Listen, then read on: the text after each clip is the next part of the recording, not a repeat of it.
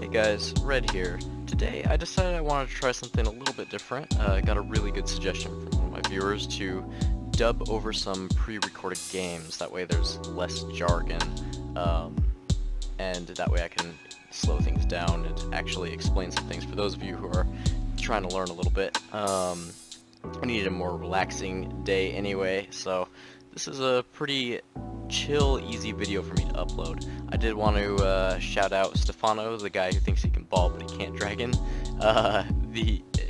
One of my friends, Ryan, I wanted to shout you out too. I missed you the last time, so thank you guys very much for watching. I'm so glad you're enjoying my content. Alright, I managed to scrounge up what I think is a pretty interesting game. I've played against this guy on a number of occasions. He played extremely well, and this isn't even his main team. He's got a really interesting team. So, alright, let's go ahead and see what we got here. So in the beginning of this match, I did a whole lot of nothing. What probably would have been best to do was to look for opportunities to throw out members of the Ginyu Force and try to get pressure that way, but I opted just to push him back into the corner manually, just kind of run him in there. And it did work out for me. It worked out okay. Right there, that was not a true block string, I'll let you guys know. His swooping medium, that elbow attack that he does at the end there, his light version would be a true block string, but that kind of gives it an auto stagger. You don't got to stagger it on your own, maybe catch him out, but technically he could get out of that. But a lot of people aren't really aware of that, so I use that most often. This time, he really faked me out right there because he jumped over my head, so I was all ready to block, and then he just hit me with the Dragon Rush, which is already my weakness. My biggest weakness is teching Dragon Rushes, so there's no way I was going to tech that.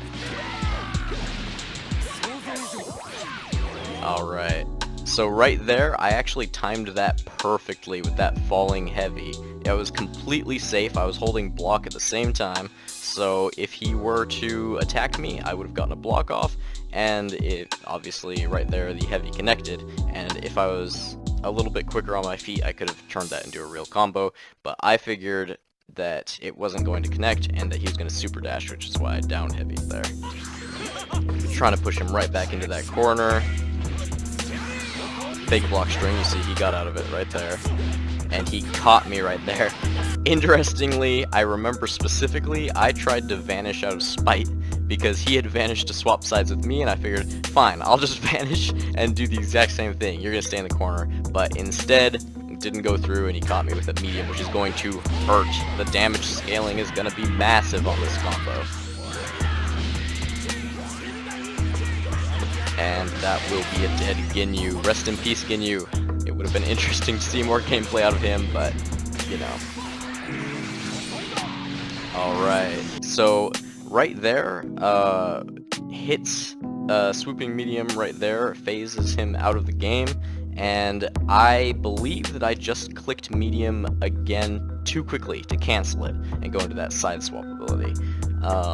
And the startup and the end frames, when you try to cancel it into whatever you're doing, both allow you to get hit, and he happened to falling knee me the instant I pressed medium.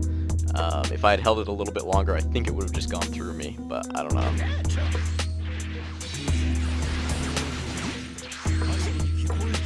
Right there, I went for a bit of a cheeky Dragon Rush. This guy never falls for that. He always kind of jumps up and back, which I should take into consideration. Right there, it's hard for anyone to see that. So right there, I can confirm that this combo can connect on base Vegeta's body, but I could not for the life of me connect it. So I don't know what was going on there, but we got a sparking out of him early, and you'll notice he thinks that he's really far ahead now, which is, he starts to play a bit wild. He should have slowed it down and played normally because he's not as ahead as he thinks. I've got a sparking available, which can be a level 3 spark. He's only got about a third of a character's health over what I've got. Now he's got a little bit more solid of a lead. He goes for some really hard to block Oki pressure right there with the falling Ki Blast. Definitely grounds me. Right there, he probably should have swapped me back out to hit, but that's okay. And I checked him right there. I knew I had to start teching some of his Dragon Rushes. I wasn't able to confirm it into a combo, but I did stop the Dragon Rush. Alright.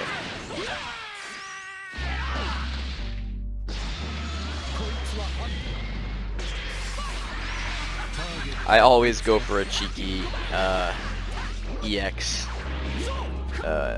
swooping heavy right there with Vegeta, try to catch me off guard. Right there, now that was a weird combo if you'll notice, and I didn't actually realize what was happening until I had already gotten past the super dash part of the combo.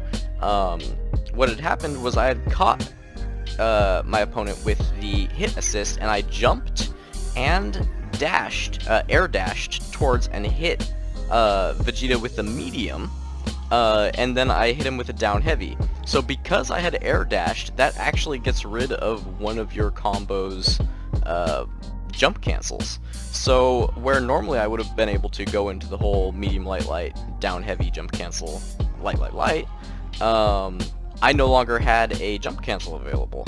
So I had started out at the end of the super dash throwing out a medium, and then realized that, oh, that's what happened. I'm not going to be able to jump cancel, so I just hit him with a heavy to bring him back down to the ground and complete a shorter, kind of interesting combo, honestly.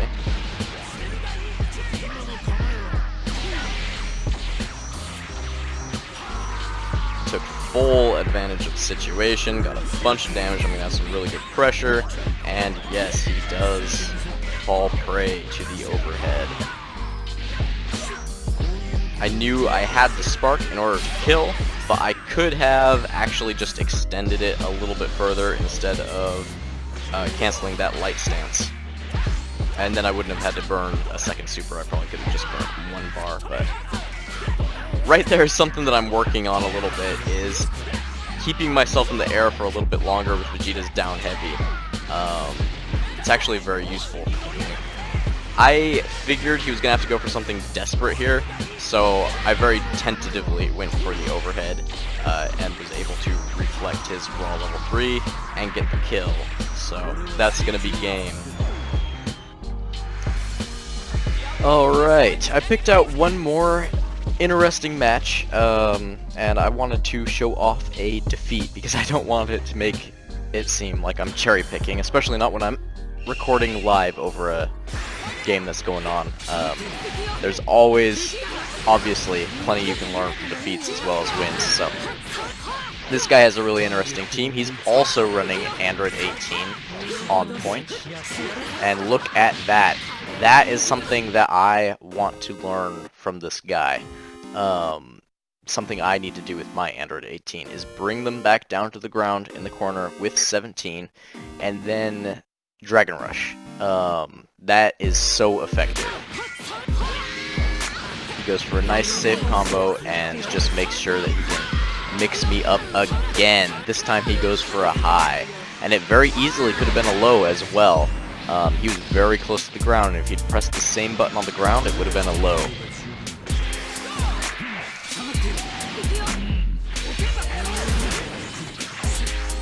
So this guy's Android 18 is definitely a problem, something that's definitely tech that I'm going to steal from him.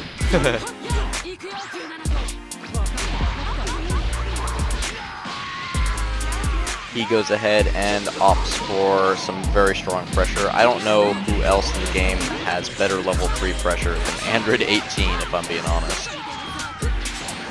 Swaps me right back out into hit.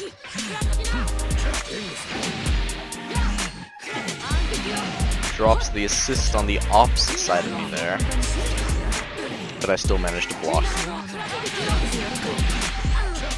And that is something you always need to be looking for as hit. You need to be throwing out lights as often as you can, because if somebody is in the air above you, it does catch people out in the air, and you can confirm off of 2 lights, and confirm it into an entire combo.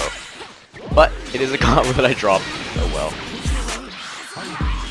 Phasing yourself out as hit is something very handy, because if he went in for a super dash as he did, you can cancel it into a side swap. You can just let them go straight through you and swap back onto the other side. If they stay at a distance, you can still output pressure by doing his ranged attack version. instead. I realize that this level 3 is not going to be an efficient damage source because of the damage scaling from how that combo started, but I did want the pressure. Did not actually make anything out of it though.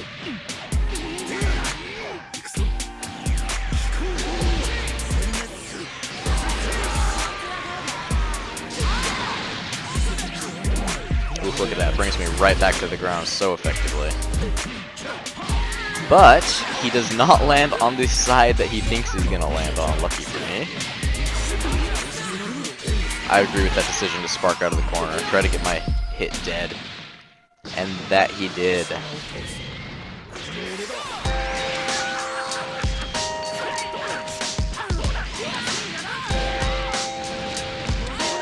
Alright.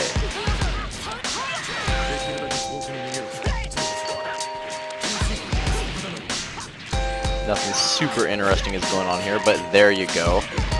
You can throw out, you can jump and throw out heavies and be relatively safe, and even if they don't land, sometimes you'll cross them up, sometimes you'll just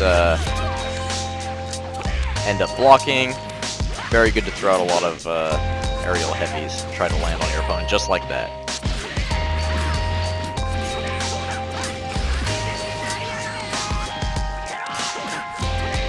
That side swap combo on Vegeta is so good, and that is something that I rarely go for. But every now and then, I get into my opponent's head enough that I think I'm relatively sure of how they're gonna tech, and he's definitely an up-back kind of tech guy. So if he's in the corner and I can match his position, I can get a free Dragon Rush off.